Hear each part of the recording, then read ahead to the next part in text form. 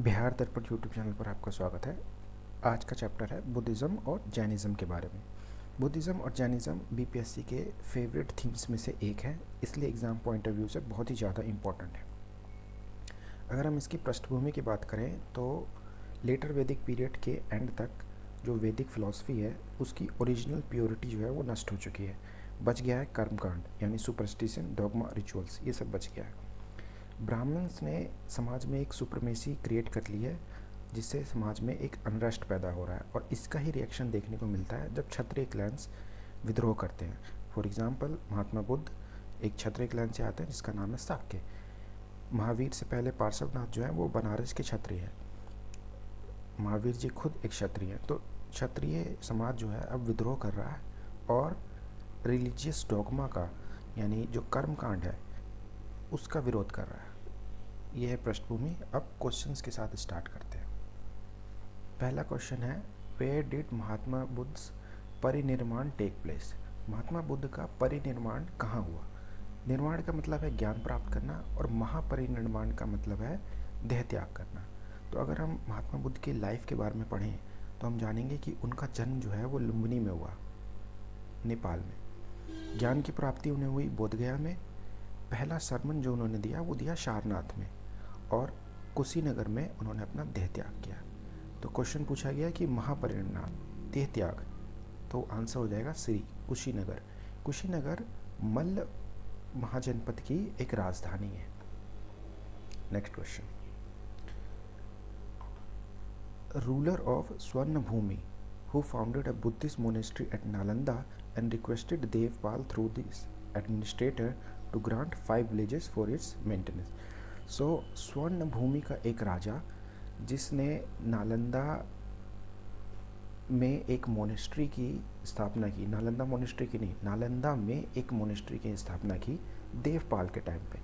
तो अगर हमें पता हो कि स्वर्ण भूमि एक्चुअल में है क्या, तो जो साउथ ईस्ट एशिया वाला रीजन है, बर्मा, कंबोडिया, इन्हीं को पहले स्वर्ण भूमि कहा जाता था, स्वर्ण भूमि कहा जाता था। स्वर्ण मतलब गोल्ड, भूमि मतलब लैंड, लैंड ऑफ गोल्ड कहा जाता था। इसी का एक राजा है जिसका नाम है बालपुत्र देव।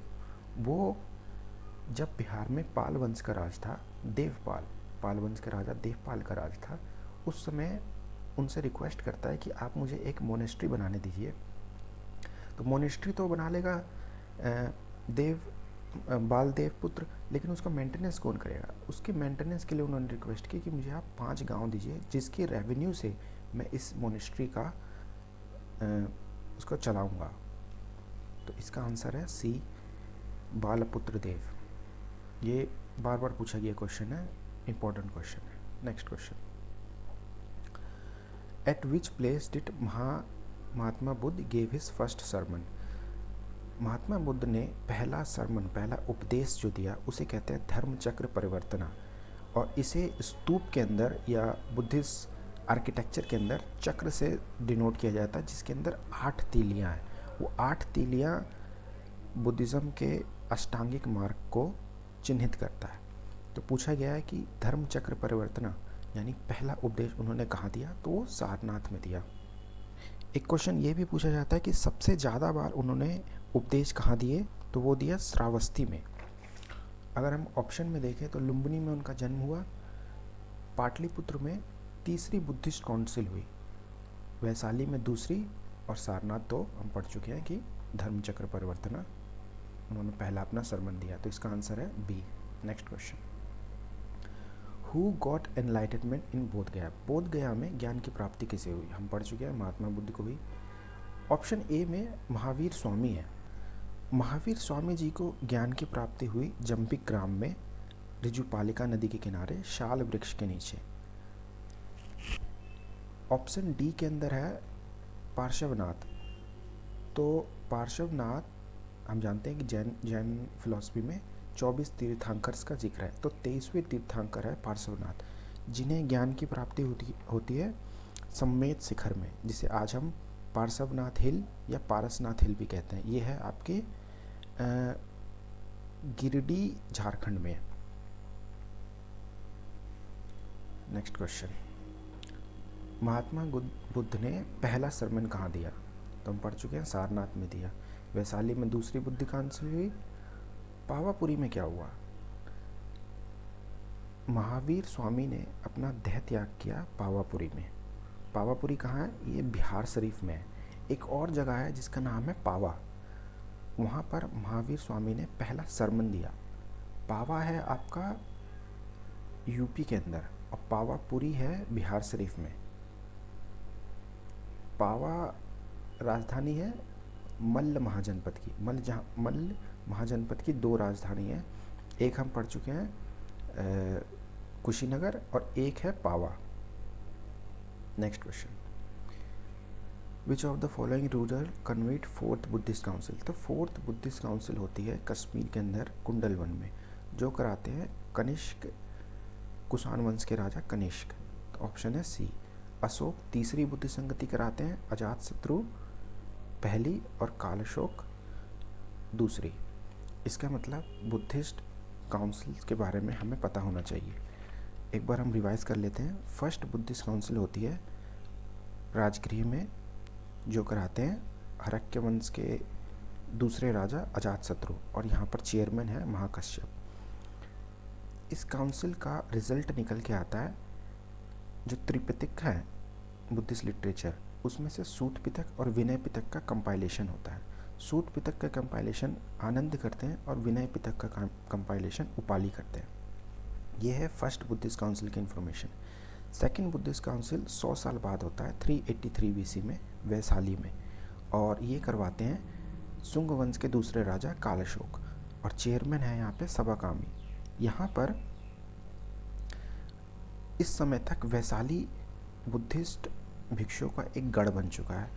तो जो पुराने मॉन्क्स हैं वो कहते हैं कि हमें बुद्धिस्ट फिलॉसफी को एज इट इज़ फॉलो करना चाहिए, जैसा भगवान बुद्ध कह के गए हैं। इन्हें कहा गया स्थावीर, यानी जैसा है वैसे ही, या स्थावीर का मतलब ओल्ड एल्डर भी होता है, यानी सीनियर। तो इनका कहना है कि महात्मा बुद्ध ने जो कहा हम उसे वैसे ही फॉलो करेंगे, यानी ये बदलाव नहीं चाहते थे।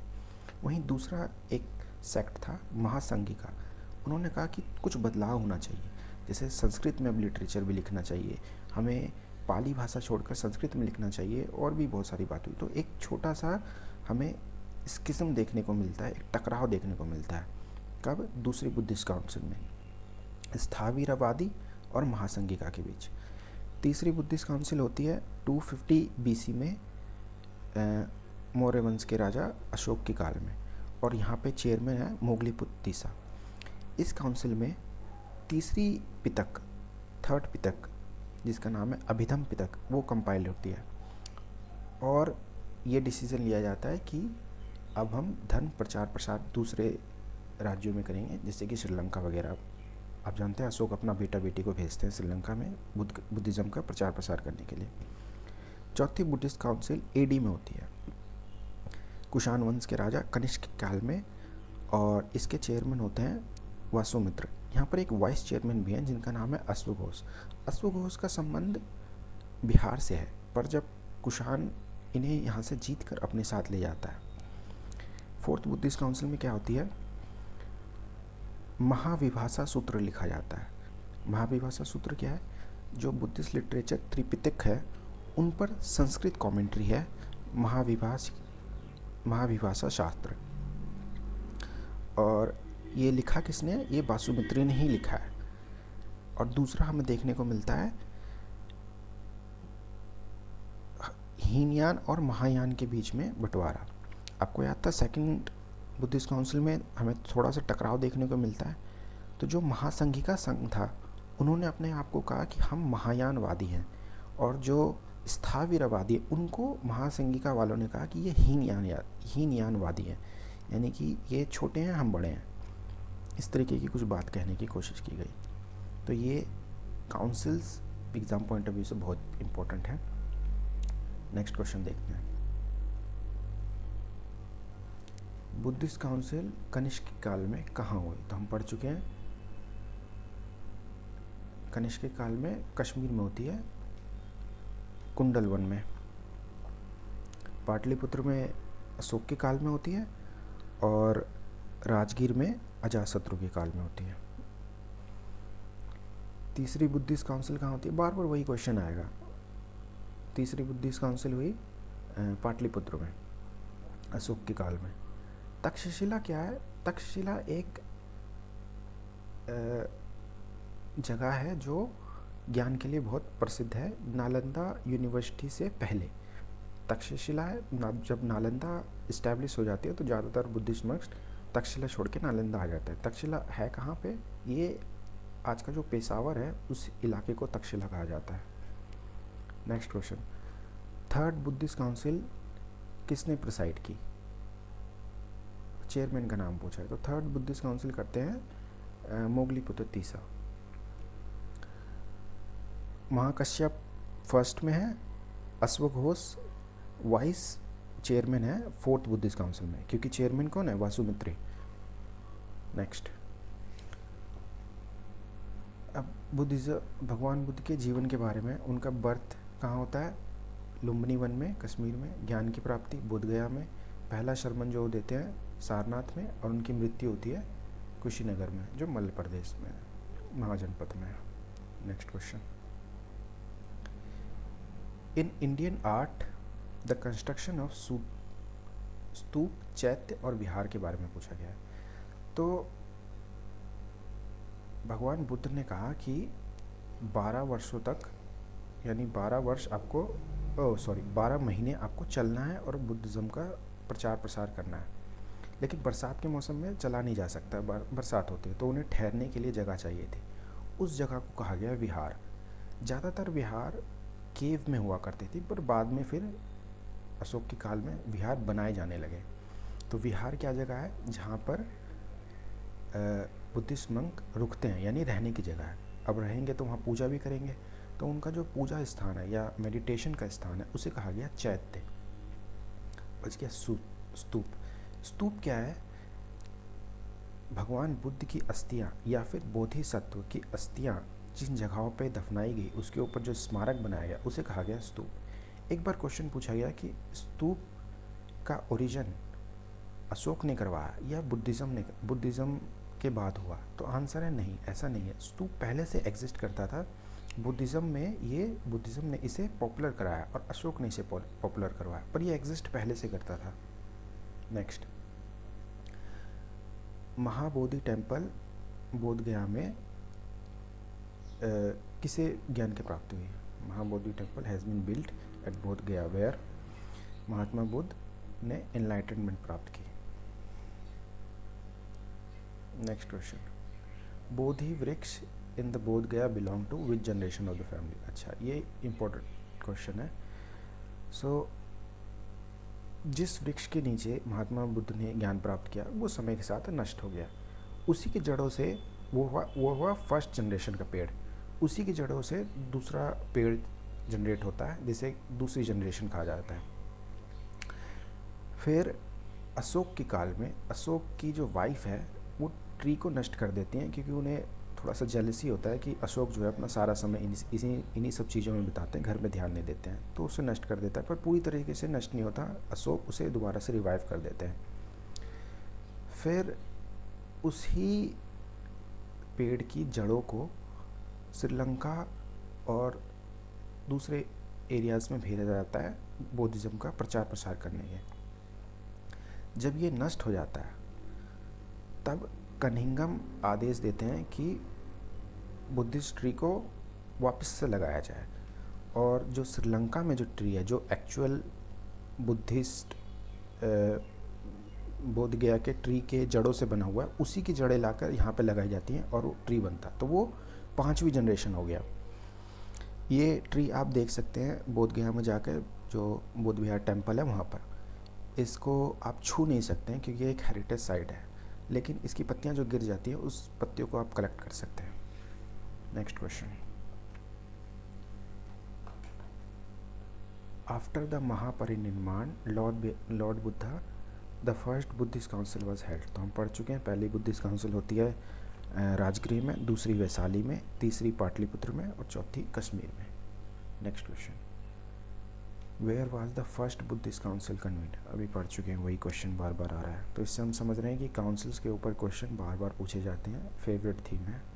ज़रूर तैयार करके जाइएगा। नेक्स्ट है त्रिपतिका के बारे में। त्रि का मतलब होता है 3, पतिका का मतलब है बास्केट। तो बुद्धिस्ट लिटरेचर ताड़ के पत्तों पे लिखा जाता था और उसे बास्केट में जमा किया जाता था। 3 बास्केट बनती है, विनय पतिका, सूत पतिका और अभिधम पतिका।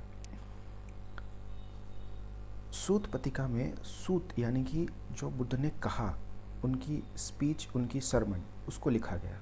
विनय पतिका, विनय का मतलब होता है आपको किस तरीके से आचरण करना है। किसकी बात हो रही है? बुद्धिस्ट मंक की। बुद्धिस्ट मंक के कोड एंड कंडक्ट को लिखा गया विनय पतिका के अंदर। और अभिधम पतिका जो है उसके अंदर धम्म के बारे में लिखा गया, यानी बुद्धिस्ट फिलॉसफी क्या है उसके बारे में लिखा गया। तो त्रिपतिका का संबंध किससे है? बुद्धिस्ट लिटरेचर से है और ये पाली भाषा में है।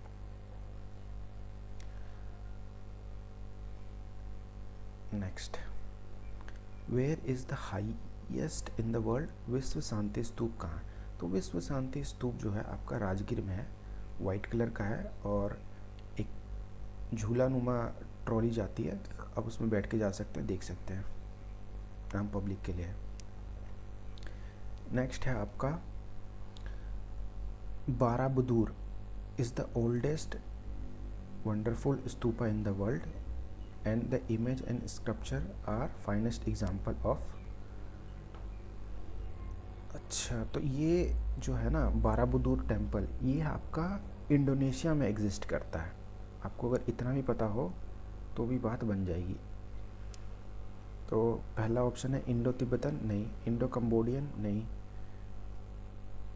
इंडो चंपन, इंडो जावा। जावा को ही कंबोडिया, जावा, ये सब एक ही रीजन में आते हैं। तो इंडो जावानीज आर्ट से बना हुआ है ये। कुछ और अगर हम बुद्धिस्ट प्लेसेस की बात की जाए तो एक है आपका धुनहुआंग मुगाओ जो चाइना में है और एक यूनेस्को साइट है। इसके अलावा आप याद रखेंगे बामियान। बामियान अफ़गानिस्तान के अंदर भगवान बुद्ध की एक बहुत बड़ी प्रतिमा थी जिसे तालिबानियों ने तोड़ दिया। अजंता अलोरा तो आप जानते हैं महाराष्ट्र में है, औरंगाबाद में। ये कुछ इम्पोर्टेंट है जो बार बार एग्ज़ाम में पूछे जाते हैं। Next, Gautam Buddha has elevated to the position of God during the period of. So शुरू में भगवान बुद्ध की वचनों को जोर दिया जाता था, उसको कहा गया, उन लोगों को कहा गया हीनयानी। बाद में महायान जो सेक्ट आता है वो भगवान बुद्ध को ईश्वर की तरह पूजने लग जाता है। तो हीनयान और महायान का बंटवारा कब होता है? कनिष्क काल में। तो इसका आंसर है बी, यानी कि आपको हीनयान और महायान के बीच में अंतर क्या है वो आपको पता होना चाहिए। हीनयानवादी जो हैं वो पुराने विचारक है, सीनियर मॉन्क्स हैं। उनका कहना है कि हमें जो बुद्ध ने ज्ञान दिया हमें उसे ही फॉलो करना चाहिए। बुद्ध एक मनुष्य है, हमें उन्हें मनुष्य की तरह ट्रीट करना चाहिए। पाली भाषा का यूज़ करना चाहिए क्योंकि वो आमजन की भाषा है, भगवान बुद्ध ने उसे फॉलो किया। और अशोक ने जो धम्म फैलाया वो हीनयानवादी वाला ही धम्म था क्योंकि महायान का जन्म नहीं हुआ था उस समय। जो महायानवादी हैं वो दूसरे तरीके में बिलीव करते हैं। उनका कहना है कि अगर आपको निर्वाण प्राप्त करना है तो सिर्फ मेडिटेशन से बात नहीं बनेगी, ईश्वर का यानी भगवान बुद्ध का आशीर्वाद आपके ऊपर होना चाहिए। उन्होंने मूर्ति बनाकर भगवान बुद्ध की पूजा करनी शुरू की। उन्होंने संस्कृत में लिटरेचर लिखना शुरू किया और ये बुद्धिज़्म, महायान बुद्धिज़्म जो फैला वो चाइना, कोरिया, जापान, इन एरियाज़ में फैला। और हीनयान वाला कहाँ फैलता है? ये साउथ में फैलता है, म्यांमार, थाईलैंड, बर्मा, श्रीलंका, इन एरियाज़ में। इसके अलावा एक और सेक्ट है जिसे हम कहते हैं हीनयान। हीनयान बहुत इंपॉर्टेंट है क्योंकि जब बुद्धिज़्म का पूरी तरीके से पतन होने लगता है बुद्धिस्ट फिलॉसफी का, तब वज्रयान पिक्चर में आता है। वज्रयान जादू टोटका, तंत्र मंत्र, इन सब चीज़ों की बात करता है। वज्रयानी थंडरबोल्ट, यानी इनका मानना है कि सिर्फ लिटरेचर पढ़ने से नहीं होगा, सिर्फ भगवान का आशीर्वाद से नहीं होगा, आपको तंत्र मंत्र भी आना चाहिए।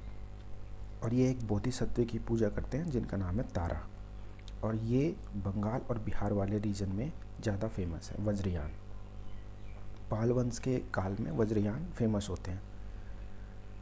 क्या पूछा गया? भगवान बुद्ध को ईश्वर जैसी पोजीशन कब प्राप्त होती है? तो कनिष्क के काल में होती है।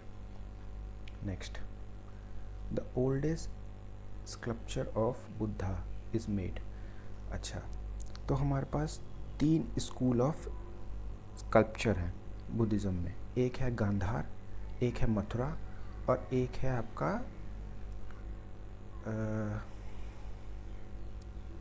क्या नाम है उसका, एक है अमरावती। तो जब कनिष्क या कुषाण वंश नॉर्थ वेस्ट इंडिया में रूल कर रहे थे, तब गांधार स्कूल को वो प्रमोट करते हैं। गांधार स्कूल ऑफ स्कल्पचर जो है वो इंडिया और ग्रीक इन दोनों के मेल से बना है। इसे हेलेनिक आर्ट भी कहा जाता है, हेलेनिक आर्ट भी कहा जाता है। जब कनिष्क मथुरा में उतर आते हैं तो मथुरा आर्ट के डेवलपमेंट होता है। मथुरा आर्ट पूरी तरीके से इंडिजीनियस है, यानी इसमें कुछ भी मिलावट नहीं है, पूरी तरीके से इंडिजीनियस है और इसका पैटर्नेज भी कुषाण वंश के राजा ही करते हैं। और जो तीसरा मैंने बात किया अमरावती वाला, उसको सातवाहन वंश प्रमोट करता है। तो अगर पूछा जाए कि सबसे ओल्डेस्ट स्कल्पचर कौन सा है, तो वो गांधार या मथुरा में से कोई होना चाहिए। इसलिए आंसर दिया गया है E, more than one of the above. Next question, Odantapuri के बारे में क्वेश्चन है, यानी कि आपको बुद्धिस्ट यूनिवर्सिटीज़ के बारे में पता होना चाहिए। तो सबसे पहली जो यूनिवर्सिटी है उसका नाम है नालंदा यूनिवर्सिटी, जो आज बड़गांव बिहार में है, जिसे खोजा कनिंगम ने और स्थापित किया गुप्त वंश के राजा कुमारगुप्त ने। फिर आता है ओदंतपुरी। ओदंतपुरी बिहार शरीफ बिहार में है, जिसे पाल वंश के संस्थापक गोपाल ने फाउंड किया। उसके बाद है विक्रमशिला। विक्रमशिला भागलपुर बिहार में है, इसको पाल वंश के राजा धर्मपाल ने फाउंड किया। धर्मपाल ने नालंदा यूनिवर्सिटी को भी रिपेयर करवाया था। वैसे नालंदा को तो बहुत सारे राजाओं ने करवाया, जैसे हरिश्चंद्र भी इसमें एक नाम है। नेक्स्ट है सोमापुरी। सोमापुरी नॉर्थ बंगाल वाले रीजन में है और इसको भी धर्मपाल ही बनवा रहे हैं। नेक्स्ट है जगदल। जगदल आज बांग्लादेश में एग्जिस्ट करता है और इसको बनवाया है पाल वंश के राजा रामपाल ने। और जो लास्ट है, जो गुजरात वाले रीजन में है, उसका नाम है वल्लभी यूनिवर्सिटी और इसको बनवाया है मैत्रेय राजा ने, भद्रक नाम से है उनका। तो पूछा गया ओदंतपुरी कहाँ सिचुएटेड है, तो ये बिहार में है। बिहार में कहाँ पे? बिहार शरीफ में। Next question, Nalanda university was founded during which period? तो किसके काल में बना है ये? गुप्त वंश के कुमारगुप्त के काल में। Next, why did Nalanda university famous in the world? अब ये क्वेश्चन इंटरेस्टिंग है। नालंदा यूनिवर्सिटी क्यों फेमस है? तो बुद्धिस्ट फिलॉसफी के लिए तो फेमस है ही, उसके अलावा वहाँ पे फिलॉसफी, मेडिसिन, केमिस्ट्री, अन्य सब्जेक्ट भी पढ़ाए जाते थे। क्योंकि ऑप्शन में मोर देन वन नहीं है, तो सी ज़्यादा सही आंसर है। कभी कभी क्वेश्चन कुछ इस तरीके से बनता है कि एक से ज़्यादा ऑप्शन सही हो सकते हैं, पर हमें वो चुनना होता है जो ज़्यादा सही है। तो यहाँ पर सी ऑप्शन जो है वो ज़्यादा सही है, इसलिए इसका आंसर सी है। Next question, who has founded Nalanda university? फिर वही सवाल, कुमारगुप्त ने किया है। धर्मपाल ने क्या यूनिवर्सिटी स्थापित की? विक्रमशिला एंड सोमापुरी। एक नाम है पुष्यगुप्त। पुष्यगुप्त कौन है?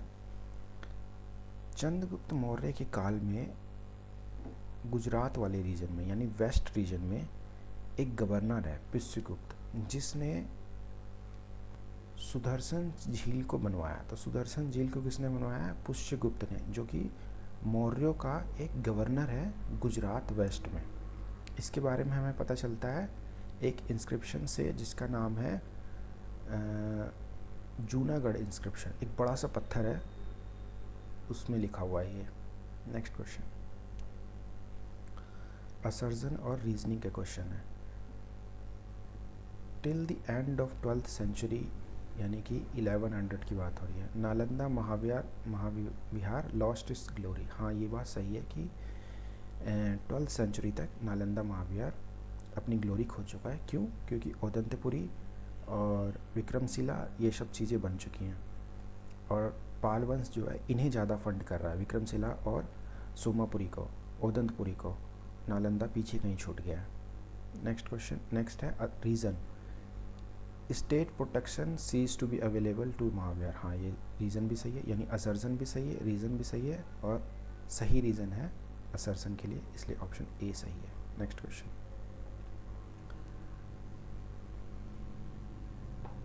नव नालंदा विहार इज़ फेमस फॉर। अब अगेन इस तरीके के क्वेश्चन एग्ज़ाम में दिखे तो सीधा स्किप कर दो, इसमें अटेम्प्ट करने की भी कोई ज़रूरत नहीं है। Next question, which one of the following is not common between Buddhism और जैनिज़्म। अच्छा, बुद्धिज़्म और जैनिज़्म में कंपेयर करने के लिए अक्सर क्वेश्चन पूछा जाता है। दोनों ही धर्म अहिंसा में विश्वास करते हैं, पर जैनिज़्म बहुत ज़्यादा करता है, एक्सट्रीमिज़म पे ले जाता है, क्योंकि वो मुंह पे एक कपड़ा बांध के रखते हैं, पैर नंगे पाँव चलते हैं कि उनसे कोई कीड़ा ना मर जाए।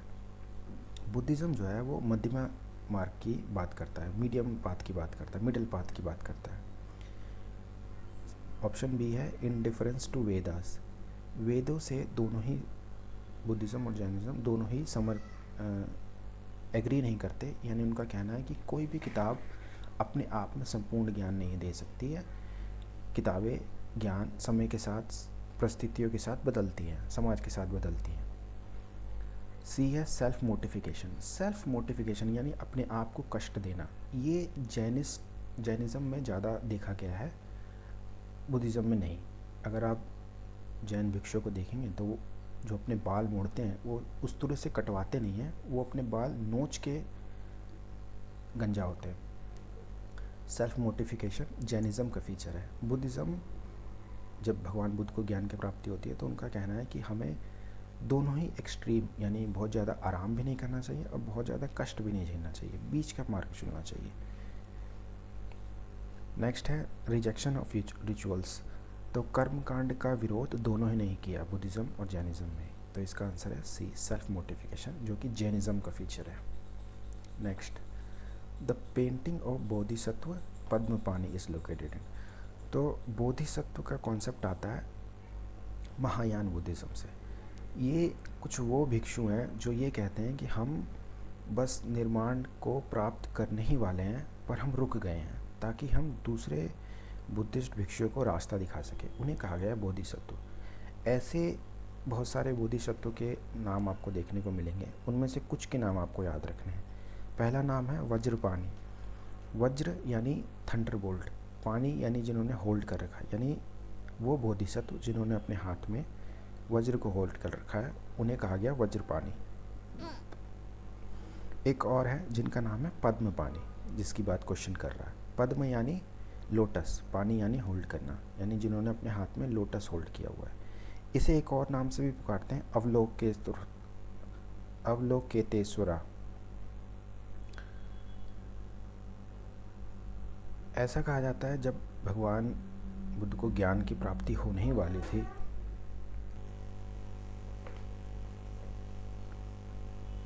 ऐसा कहा गया है कि जब भगवान बुद्ध को ज्ञान की प्राप्ति होने ही वाली थी तो वो अपने हाथों से ज़मीन को स्पर्श करते हैं, छूते हैं, टच करते हैं और माँ धरती का आवाहन करते हैं कि बी माई विटनेस, कि आप मेरे विटनेस बने, मेरे निर्माण को प्राप्त करते हुए देखें। तो ये कौन सा बोधिसत्व है? अवलोकेतेश्वरा, जिन्हें पद्मपाणि भी कहा जाता है। इसके अलावा आप याद रखेंगे मैत्रेय। ऐसा माना गया है कि भविष्य में भी एक बुद्ध पैदा होंगे जिनका नाम होगा मैत्रेय, ये भी एक बोधिसत्व है। क्वेश्चन पूछा गया है कि बोधिसत्व पद्मपाणि कहाँ है, तो ये अजंता की गुफाओं के अंदर पेंटिंग बनी हुई है, एनसीईआरटी के अंदर ये मेंशन है, इसलिए क्वेश्चन पूछा गया। नेक्स्ट क्वेश्चन, नेक्स्ट है जैनिज़्म के बारे में। महावीर स्वामी का जन्म कहाँ हुआ? तो महावीर स्वामी का जन्म हुआ कुंडलग्राम में। नेक्स्ट क्वेश्चन, महावीर जैन ने अपनी लास्ट सांसें कहाँ ली, यानी अपना देह त्याग क्या किया? तो पावापुरी में किया। पावापुरी कहाँ है? ये बिहार शरीफ में है, और उन्होंने पहला सरमन जो दिया वो पावा में दिया, जो कि यूपी में है। Next, the salvation place of Mahavir ji the originator of Jain religion.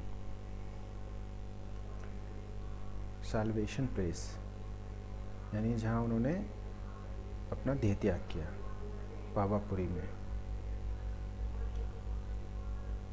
Next question, त्रिरत्न के बारे में, थ्री ज्वेल्स के बारे में। तो राइट नॉलेज, राइट फेथ और राइट एक्शन, ये बात करता है जैनिज़्म के बारे में। यानी जैनिज़्म फिलोसफी ये कहती है कि जिनसे भी आप ज्ञान ले रहे हो उन गुरु के ऊपर आपको फेथ रखना होगा, राइट फेथ। फिर जो वो ज्ञान देंगे, जैनिज़्म के अंदर 5 तरीके से ज्ञान को डिफ़ाइन किया गया है, जिसमें से सबसे एपिटोम यानी उच्च कोटि का जो ज्ञान है उसे कहा गया कैवल्य। यानी अगर आप ज्ञान ले रहे हो तो आपको अपने गुरु के ऊपर फेथ रखना होगा, तब आपको राइट नॉलेज मिलेगी। और राइट नॉलेज के बाद आपको उसे शो करना है अपने कंडक्ट में, यानी आप किस तरीके से व्यवहार करते हैं उसमें। तो ये बात करता है जैनिज़्म में। बुद्धिज़्म में भी त्रिरत्न का कॉन्सेप्ट है। बुद्धिज़्म का एक मोटो है, बुद्धम शरणम गच्छामि, धम्मम शरणम गच्छामि, संघम शरणम गच्छामि। यानी बुद्ध के शरण में आ जाओ, धम्म के शरण में आ जाओ और संघ के शरण में आ जाओ। यानी बुद्ध, धम्म और संघ, ये 3 बुद्धिज़्म के त्रिरत्न हैं। ऐसा ही कुछ हिंदुज़्म में भी है, ब्रह्मा विष्णु महेश का जो कॉन्सेप्ट है। और क्रिश्चियनिटी के अंदर भी है, father, son and the holy spirit. Question का आंसर है Jainism, C. Next, which of the following is the earliest book of Jaina. अच्छा, अगर हम जैन लिटरेचर की बात करें तो ये प्राकृत भाषा में लिखा गया है, एक खास तरीके की प्राकृत भाषा में लिखा गया है, जिसे हम कहते हैं अर्धमगधी प्राकृत। और जो सबसे पुराना लिटरेचर है वो सेकंड जैन काउंसिल में लिखा जाता है, जिसे हम कहते हैं 12 अंक। इसी 12 अंक का एक हिस्सा है पूर्वा, 14 पूर्वा लिखे गए, और यही पूर्वा होली टेक्स्ट है। तो आंसर क्या है, सी। अगर हम और बात करें जैनिज लिटरेचर की, तो एक सूत्र है जिसका नाम है आचरण सूत्र। जैसे बुद्धिज़्म में भिक्षु को किस तरीके से व्यवहार करना है उसके लिए विनय पत्रिका लिखी गई, उसी तरीके से जैनिज़्म में आचरण सूत्र का बारे में हमें मिलता है। एक लिटरेचर है भगवती सूत्र, जिसके अंदर हमें 16 महाजनपदों के बारे में मिलता है। बुद्धिज़्म में जो है उसका नाम है अंगुत्तर निकाय।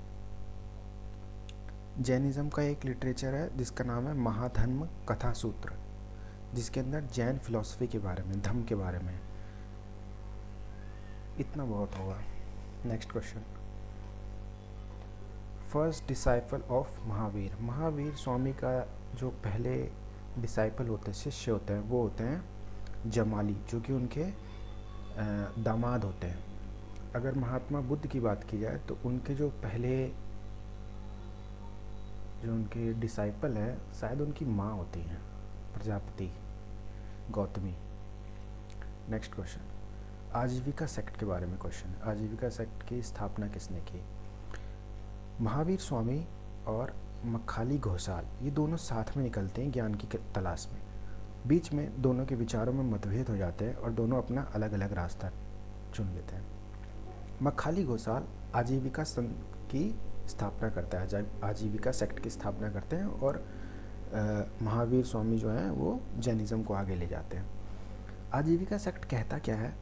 आजीविका सेक्ट कहता है कि इस दुनिया में सब कुछ पहले से ही तय है, एवरीथिंग इज़ प्री डिटरमिन्ड। यानी ये फेथ में बिलीव करते हैं, लक में बिलीव करते हैं। उनका कहना है कि आप कुछ भी कर लीजिए, कुछ फ़र्क नहीं पड़ता, जो होना है वही होगा। ये आजीविका सेक्ट के बारे में है। आजीविका के ऊपर एक और क्वेश्चन पूछा जाता है कि इन्हें गुफाएं किसने दी ठहरने के लिए? तो 2 गुफाओं का नाम आता है, एक है नागार्जुन की गुफाएं और एक आता है बराबर की गुफाएं। बराबर की गुफाएं की बात की जाए तो इन गुफाओं का नाम है सुदामा, विश्व चौपड़ी, कर्ण की चौपट और ऋषि लोसमी। ये गुफाएं आजीविका सेक्ट को अशोक देता है और ये कहाँ एग्जिस्ट करती है? ये जहानाबाद में एग्जिस्ट करती हैं। कई किताबों में गया दिया हुआ है, गया आंसर नहीं है, आंसर है जहानाबाद। और दूसरी जो गुफा है जिसे हम कहते हैं नागार्जुन की गुफा है, वो भी आजीविका सेक्ट को ही दी गई है और वो भी जहानाबाद में ही एग्जिस्ट करती है। बस इसे दिया गया है दशरथ ने, जो अशोक का पौत्र है यानी ग्रैंडसन है।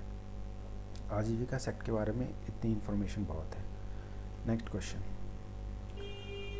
Who use the cave of बराबर? बराबर की गुफाएं किसने यूज़ करी? तो आजीविका सेक्ट ने की। हम पढ़ चुके हैं। गुफाओं का नाम है सुदामा, विश्व झोपड़ी, कर्ण की चौपट और ऋषिलोस्मी, जिसे दान करते हैं अशोक। नेक्स्ट है, who of the following king strongly incline toward Jainism? Jainism की तरफ ज़्यादा झुकाव किसका है? तो अगर हम ऑप्शन देखें ए, बी और डी, हमने कहीं नहीं पढ़ा। शायद बी के बारे में पढ़ा, बृहद्रथ, ये लास्ट किंग है मौर्यों का। खारवेल के बारे में हम कहाँ से पढ़ते हैं? तो खारवेल जो है वो छेदी वंश का राजा है और भुवनेश्वर उड़ीसा में हमें एक इंस्क्रिप्शन मिलता है जिसे हम कहते हैं हाथी गुफा इंस्क्रिप्शन। तो हाथी गुफा इंस्क्रिप्शन से संबंध किसका है? छेदी वंश के राजा खारवेल का है। ये पोस्ट गुप्ता वंश है, यानी कि मौर्यों के बाद आता है। पोस्ट मौर्य पीरियड का है, मौर्यों के बाद आता है। इस इंस्क्रिप्शन में, हाथी गुफा इंस्क्रिप्शन में साफ साफ दिया गया है कि खारवेल और उसकी वाइफ दोनों ही जैनिज्म के पेट्रियन हैं, यानी जैनिज्म को समर्थन देते हैं। तो इसका आंसर हो गया सी। नेक्स्ट क्वेश्चन,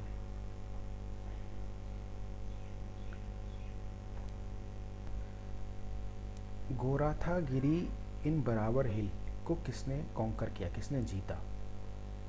तो इस हिल के बारे में ज़्यादा जानकारी किसी किताब में नहीं दी गई है, पर अगर हम ऑप्शन को देखें, पहला ऑप्शन है राजराजा चोला, जो इम्पीरियर चोला का राजा है जिसके बारे में हम पढ़ते हैं।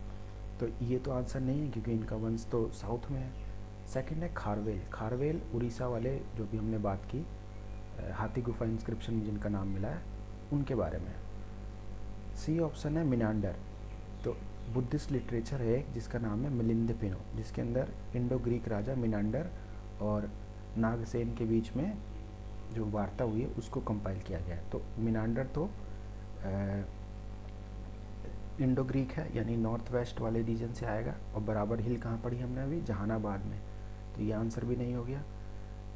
डी ऑप्शन है पुष्यमित्र शुंग।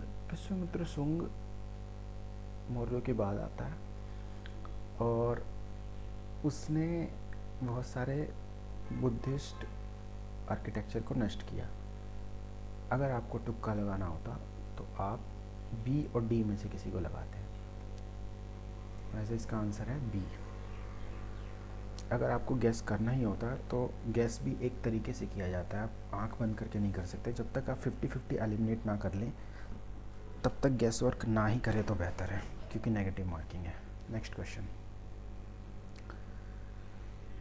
इस वीडियो में इतना ही रखते हैं।